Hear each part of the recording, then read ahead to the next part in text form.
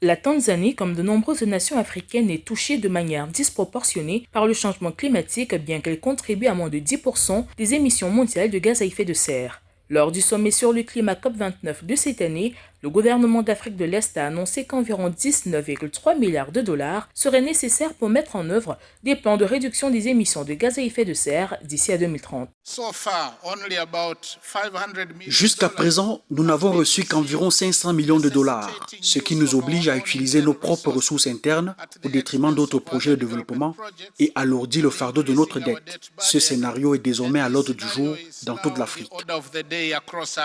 Au cours des dernières décennies, par exemple, la région de Kigoma a été confrontée à une grave dégradation de l'environnement en raison de la croissance démographique, des pratiques agricoles non durables et de la déforestation. Les vulnérabilités qui en ont résulté se sont manifestées notamment par une baisse des rendements de maïs de base et une intensification des inondations.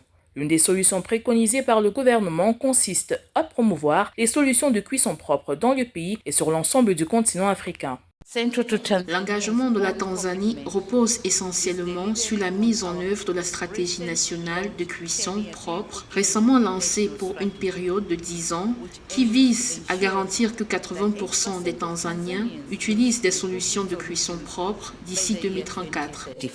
Selon le Fonds monétaire international, la Tanzanie est le 45e pays le plus vulnérable au changement climatique sur les 182 nations évaluées. Toutefois, les données de l'Organisation de coopération et de développement économique OCDE révèlent que si le financement de la lutte contre le changement climatique en Afrique a augmenté d'environ 24% par an entre 2011 et 2021, sa répartition entre les sous-régions africaines a été inégale.